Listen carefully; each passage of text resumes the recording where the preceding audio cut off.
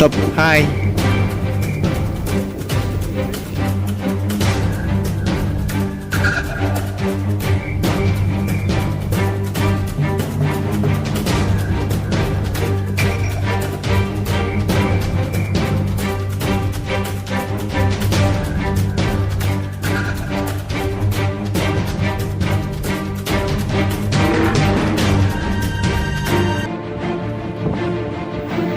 Mai qua đây giờ đi ca.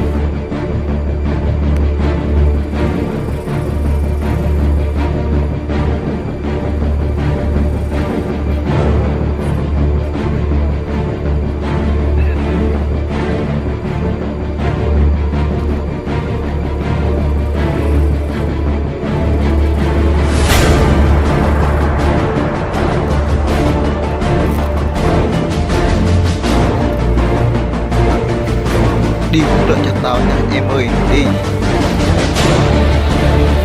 đây.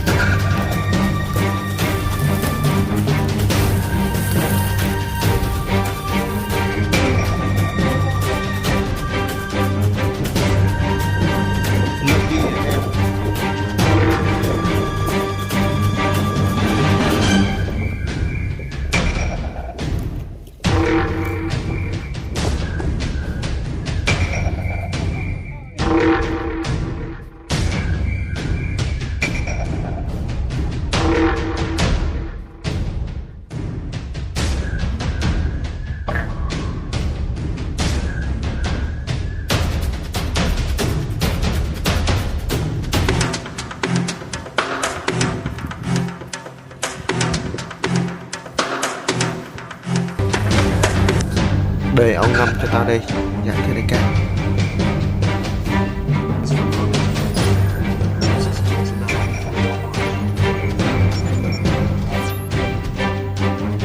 Ok, đây. Mời Mai qua đây. Dạ thưa đại ca. Để bắt phát luôn đại ca. Bạn có thân vào nha.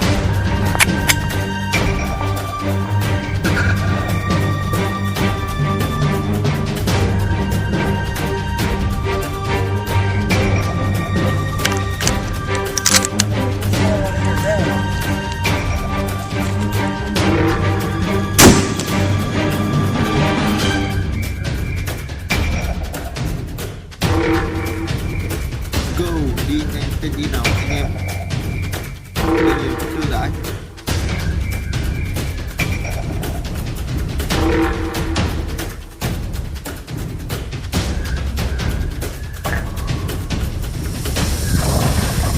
Đi nào anh em. Nhanh nhanh.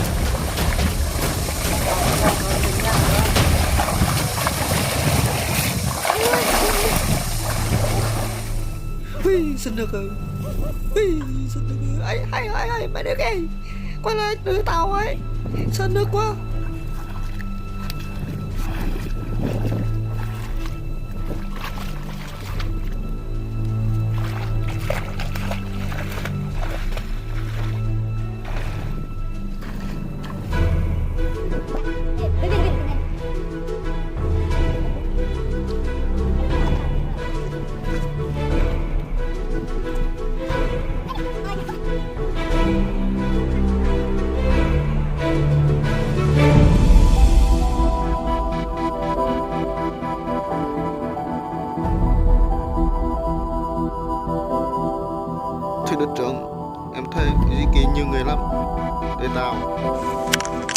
để ta bắn phát nhất. Ok, nhờ mày đó.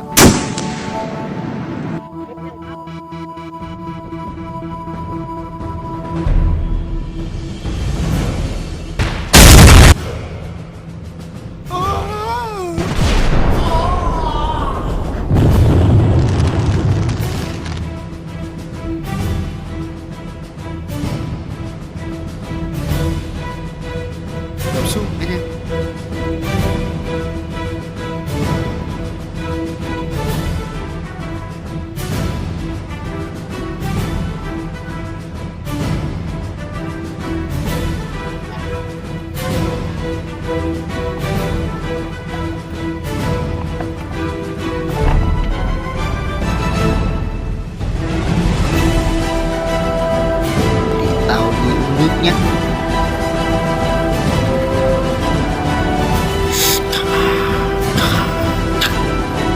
Ngọt quá như sao đây này.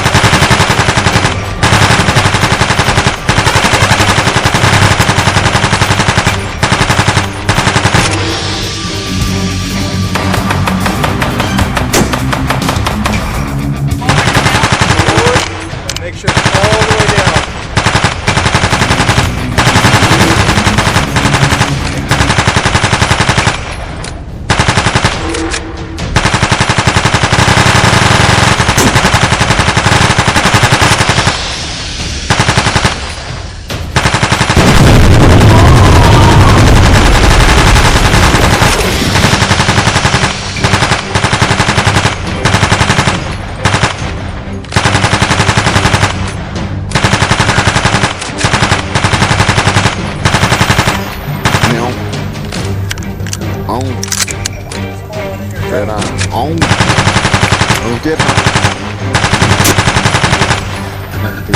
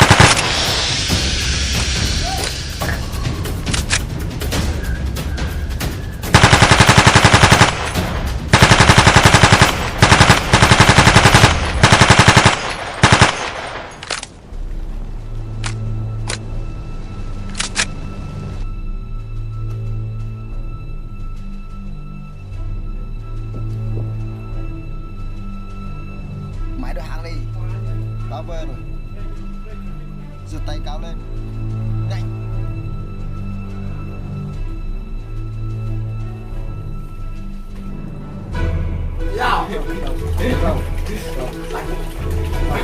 Làm thế à? Đi được cắt nhỉ?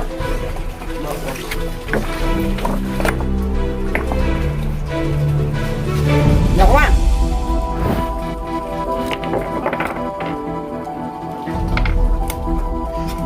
Tôi sợ lắm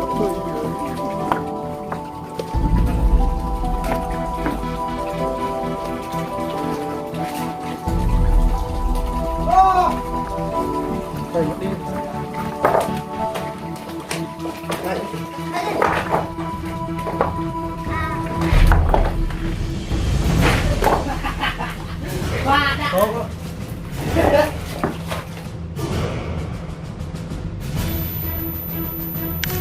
nãy mẹ muốn chết. Chết đi mày. Con hai mẹ nó gì có theo ta làm đại ca không? Dạ thưa đại ca, để em bắt đại ca nước ạ. Nên ta đây.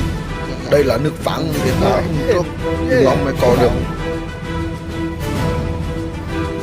Dạ thưa đại ca, nhất là Yeah.